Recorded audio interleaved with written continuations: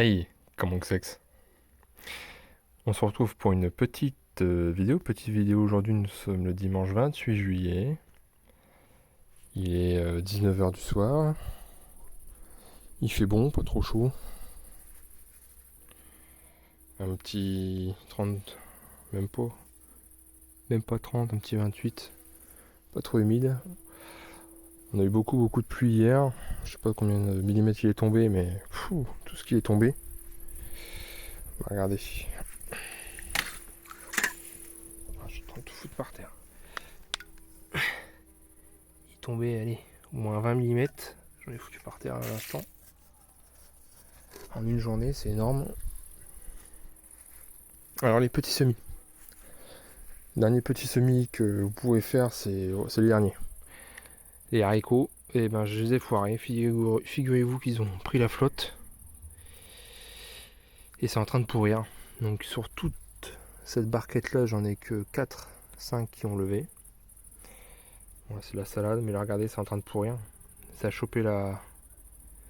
Regardez, ça a flotté et c'est en train de pourrir. Voilà. Donc je sais pas si ça va lever, on verra bien. Tant pis, je ferai une dernière barquette avant que ce soit trop tard. Bon, on va faire un petit tour rapide d'os du jardin. Bon, j'ai pas eu trop de temps ces derniers jours. La petite salade, les dernières, ça pousse ici. Petite ligne de radis et de betterave, ça pousse gentiment. Bon, il y a quelques trous parce que les limaces sont de la partie, bien entendu. Ça, c'était sûr. Ici, on a un deuxième semis de concombre qui a été fait mi-juin et replanté début juillet. Voilà. Variété Le Généreux, variété que je vous conseille, qui marche très bien. J'ai pas été déçu du tout. Donc on a les murs sans épines qui commencent à donner. Ça fait plaisir. Les patates ici, ah, ça y est, c'est tout en train de mourir. Il va falloir que je récolte parce que ça a bien chopé le mildiou et j'ai peur que les tubercules soient contaminés. Donc il va falloir que je me magne un peu le derche de récolter ça. La variété Alliance. Voilou. Je vais vous montrer, j'ai récolté les poireaux perpétuels, les petits cailloux. Je les ai fait sécher là dans l'herbe au soleil. Donc ça fait des petits cailloux de la taille d'une gousse d'ail.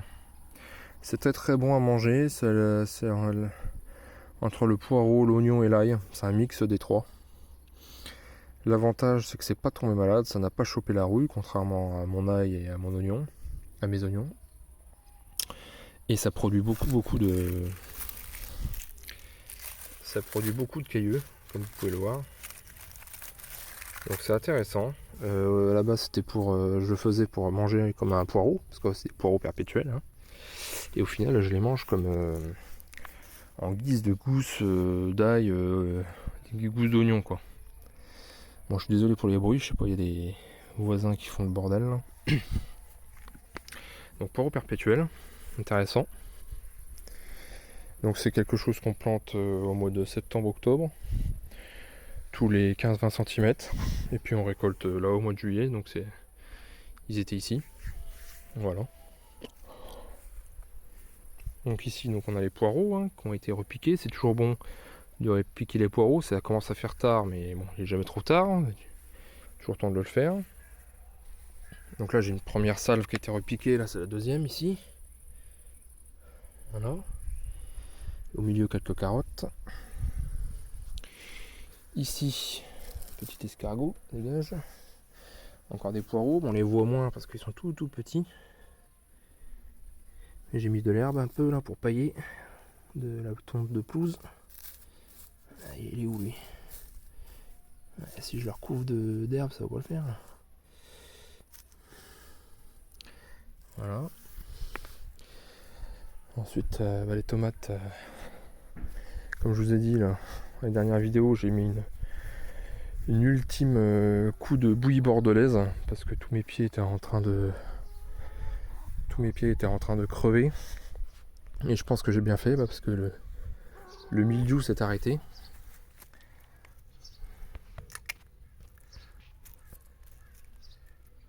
Ça va les cocottes? Le mildiou s'est arrêté, donc j'ai bien fait d'en mettre. Alors ça me fait pas plaisir d'en mettre, hein, mais il va falloir que j'essaye la solution avec le... Comment on appelle ça? Ah, je sais plus là. Bicarbonate de soude, voilà. Avec du savon noir et de l'eau là. Faut que j'essaye. Bon, le mildiou est quand même toujours là, hein. Il est là, mais ça l'a freiné, ça l'a pas mal freiné. Et j'ai quelques tomates qui sont en train de mûrir. Et bah, figurez-vous, après toute attente, j'ai des grosses beefsteaks ici qui sont en train de. Bah, qui sont bonnes, qui sont mûres. Et qui sont pas mal, hein. Elles sont pas dégueu. Celle-ci est un peu dure encore, mais celle-ci elle serait bonne à manger. D'une bonne taille là. Je pense que je vais vous faire une vidéo début août, donc ce sera 3 mois après plantation. Voir un peu où ça en est. Avant que tous les pieds crèvent du mildiou, parce que là on a vraiment une saison très très particulière, assez pourrie je dois dire, hein. De toute façon tout le monde y a droit, hein, avec ce temps de chien. Bon, pour ceux qui suivent la chaîne, j'ai déjà arraché 3-4 pieds de tomates qui étaient beaucoup trop atteints au mildiou, enfin selon moi, du coup je les ai virés.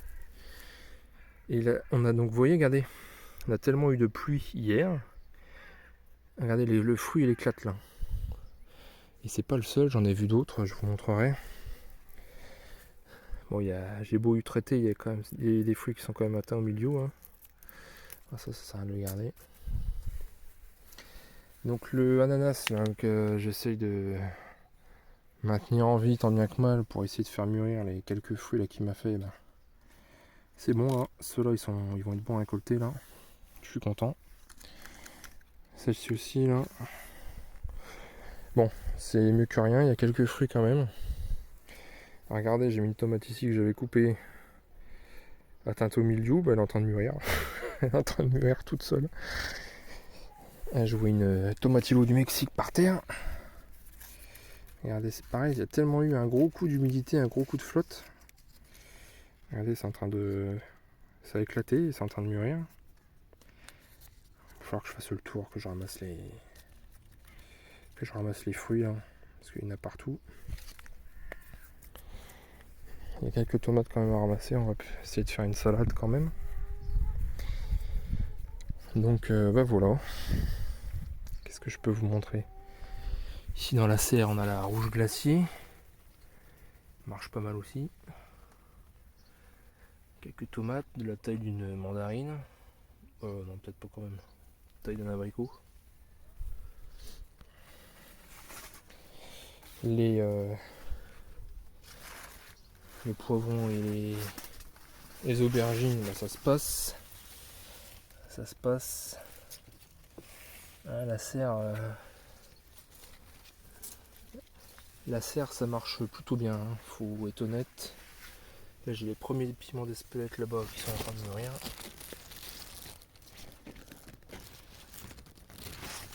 Voilà. Est-ce que c'est mûr ça? Un petit melon mango là. Ça sent toujours rien. Bon. Les aubergines. Quelques aubergines quand même. C'est pas trop mal. Faut que je tuteur les pieds là, les pieds sont en train de tomber. Ouais, il va falloir que je tuteur ça. Encore du boulot. Oh oui, je vois des pieds, ils sont affalés là. Je vois des pieds complètement affalés derrière. Oh. Il faut tutorer, moi je me fais avoir, je tuteur pas et du coup les pieds ils tombent. Donc là il fait combien là-dedans? Il fait 24. Petit mon concombre mini pastèque. Vraiment bon ce truc là. Donc normalement ils appellent ça les concombres à confire. Voilà, si vous cherchez. Donc les premiers haricots plantés tout début avril. Là, était à grain, donc là c'est les Borlotto nains. Ils sont beaux aussi. J'ai effeuillé au pied de mes céleris. Bon, je sais pas si ça fait des boules. J'ai pas l'impression qu'ils grossissent beaucoup les céleris. Ils font la taille d'une orange quoi. Une petite orange. Ils sont pas très gros les céleris, je sais pas. Et regardez, j'en ai certains qui montent en graines, comme là. C'est le deuxième qui monte en graines. Je sais pas pourquoi, je saurais pas l'expliquer. Mais du coup, bah typiquement là je peux l'arracher, ça sert plus à rien parce qu'il fera pas grossir le bulbe. C'est comme ça. Bon, les courges là c'est n'importe quoi, là il y en a partout. Regardez-moi ça. Il va falloir que j'essaye de guider un peu les fruits parce que là il y en a partout. Faut que je refasse une petite vidéo sur les courges. Je sais pas, je vous ai pas fait de vidéo. Là c'est en train de partir chez le voisin, il va falloir que je fasse quelque chose. Bon. Ici on a encore les carottes et des panais je crois. Donc ça a bien pris le semis. Je suis content. Donc là j'ai repiqué entre les tomates, les gourmands de tomates que j'ai replantés. J'ai repiqué des choux de Bruxelles que j'ai semés, je sais plus, au mois de juin. Quelques choux de Bruxelles, c'est même un peu tard pour les planter. Par contre, si vous voulez semer des choux classiques, enfin pas semer mais replanter des choux classiques, c'est le moment, vous pouvez y aller. Encore le bon moment pour le faire. Ici on a donc les tomates, les gourmands de tomates que j'ai repiqué début juillet, mi-juillet. Et ben regardez, ils sont beaux, hein. Ils sont bien poussés. Donc évidemment là faut vous laisser aucun gourmand, hein. Je dis ça, puis là j'ai un pied qui s'est divisé en deux. Bon, je vais laisser les 3 fruits là, et puis je coupe la tête, faut pas qu'il aille plus loin.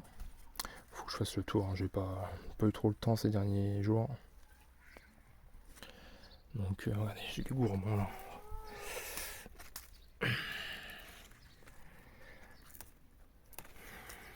Ça c'est la variété cœur de bœuf orange, non, ça c'est jaune Saint-Vincent. Il y a Francky, il y a noir de Crimée je crois, Anna Russiane. Des variétés assez hâtives quand même. Faut privilégier quand même des variétés hâtives, hein, si vous faites ça avec des gourmands. Bon, maintenant c'est un peu tard, hein. C'est trop tard, il faut faire ça au mois de juin et repiquer ça. Bon ben voilà, regardez ça. Donc ça c'est un pied de tomate, comment dirais-je, spontané qui a repoussé de l'année dernière. Et ben, je l'ai laissé, un pied de tomate cerise. Et ben, je suis content, c'est en train de reprendre. Comme quoi ça repart. On verra si je garde les graines. Parce qu'il a résisté au milieu.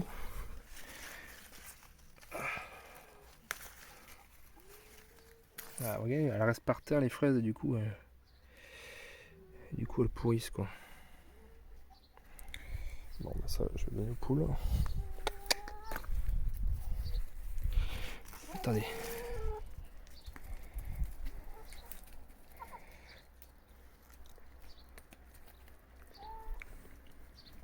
C'est bon ça, hein?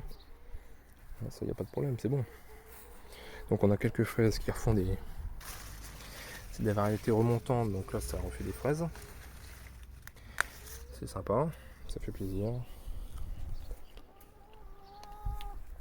Donc là on voit les choux de Bruxelles hein, que j'ai repiqué.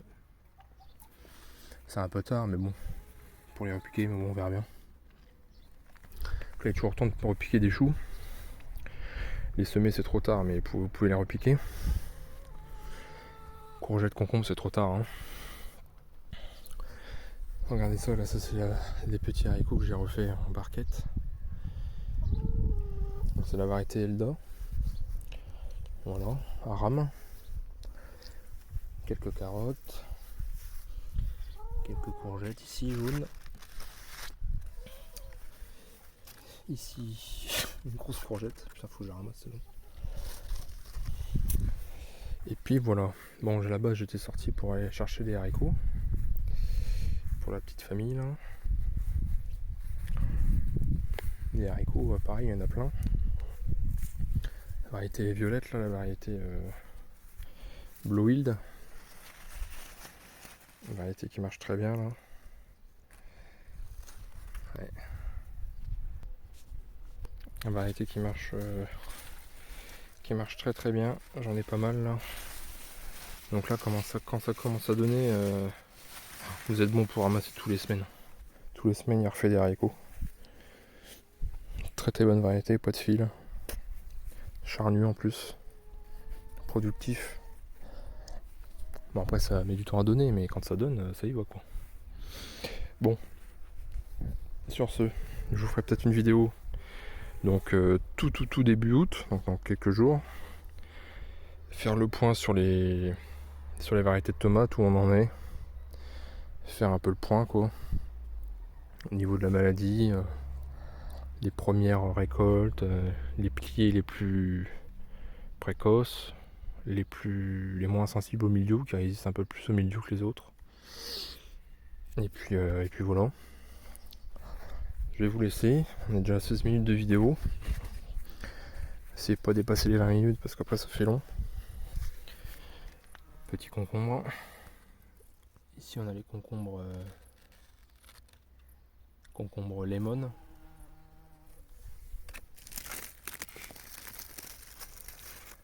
Ah, celui-là il est bien mûr. Hein.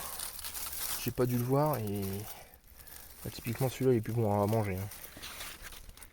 Il est en train de faire de la graine.